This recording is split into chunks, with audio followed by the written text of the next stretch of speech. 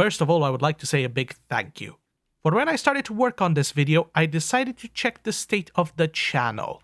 And it sits currently at 59 subscribers, which is 50 more than I ever imagined. A few more than I will actually start doing my own play buttons.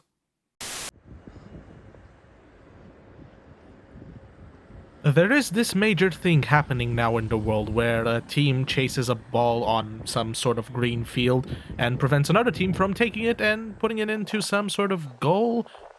It's known as football, or soccer for those who live in the colonies. My knowledge about this sport is about as extensive as is my knowledge of waterfowl. I am pretty sure that is a duck. You might be asking yourself, okay, what's the connection between football and London? One famous player that I completely forgot his name linked Wembley Stadium that you see here as the Temple of Football, and for good reason, for the rule set of football was first established in London in 1863. Football as a sport existed for quite a few centuries, but up until then there wasn't a uniform rule set. Each university, school, or nation had its own different one, and they would have home and away matches with each team's individual rule set. It tends to get a bit more complicated when you have more than 3 teams competing. Therefore, on October 26, 1863, in the Freemasons Tavern on Great Queen Street in London, the Football Association and the rule set we mostly follow today was formed. They are currently based at Wembley Stadium, though the one you see here has been rebuilt in 2007 to allow for more types of events to be held. A neat little anecdote is that they are known only as the Football Association. Because they were the first one to be formed, they are not obligated to use English in their title. So if someone comes along and says that London is the capital of football, they are correct. To showcase that, there are at least 17 football clubs in London, 7 of them in the Premier League currently. Some of these names are well known. You got, for instance, Arsenal in Highbury. I'll get to this one in a bit. West Ham United in Stratford. Chelsea playing on Stamford Bridge, really close to its neighborhood rival, Fulham. And Tottenham in Tottenham. Oh, there was a Guns N' Roses concert. I missed it. Blast. Out of all these stadiums, I decided to visit Arsenal. Why? Because it has a badass name and a cannon in front of the stadium. And I do like my cannons. Historically speaking, in October 1886, the Scotsman David Danskin and 15 fellow munitions workers in the Woolwich Arsenal formed a football club, which would ascend in the Football League in 1893, known as Woolwich Arsenal.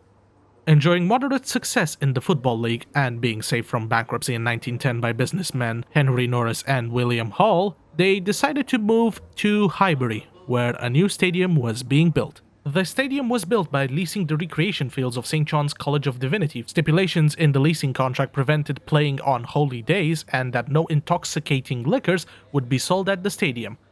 Those dropped out really quickly, less than a year.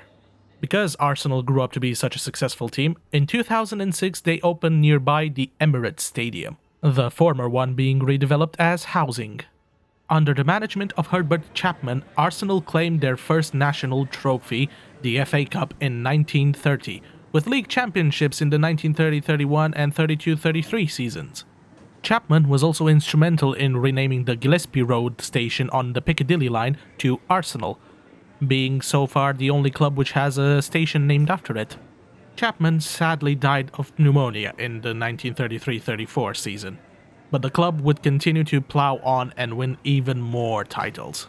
World War II put a stop to any fancy games they might have had, but after the war they did win a few seasons, after which followed a period of stagnation.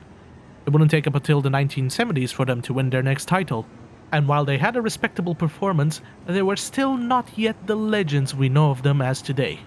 In the mid-80s, George Graham would enter the scene, leading Arsenal to win quite a few important trophies during his tenure. A tarnished reputation due to shady dealings led to him being sacked in 1995, and he was replaced by a name that every football fan should know: Arsene Wenger. His tenure turned the football club into nothing short of legendary. Bringing in skilled football players as Patrick Vieira and Thierry Henry, Arsenal went on to dominate the mid-90s, early 2000 period. During this period, they also earned the nickname of the Invincibles. They went 49 league matches unbeaten from May 7th, 2003 to October 24th, 2004, setting a national record that I seriously doubt I will see beaten during my lifetime. That's the trophy they earned from the Premier League for going on this winning streak. I completely forgot to film it. One other trophy that currently eludes Arsenal's grasp is the Champions League. The closest they got to it was during 2005-2006 season, losing in the finals to Barcelona 2-1. After Wenger's departure, the club entered another sort of stagnation period. It's doing, well, not that great currently. They finished the 2021 season on 8th place, and they didn't even qualify for any European competition for the first time in 26 years. It is still regarded as one of the titans of English football, and I seriously look forward to their next golden age. With the historical bits out of the way, let's have a look at their stadium they are currently playing in, and oh boy, that's quite a big stadium. I think it is currently the biggest stadium I've been to. I quite like this touch. Various Arsenal fan clubs around the world have their banners proudly displayed here on the stadium. I do like that during this tour you can also go to places you wouldn't normally be able to, like where all the managers and people with more money than I can count would sit. It's quite an exquisite flooring. Just for comparison's sake, that's how the old stadium looked like at Highbury. I wonder when Chelsea is going to replace their own at Stamford Bridge. They are similarly sized, and if we put the Emirates one at full crowd capacity, yeah, that is... you can see that it is bigger. The player lockers also show the home team's benefits. This is the away one.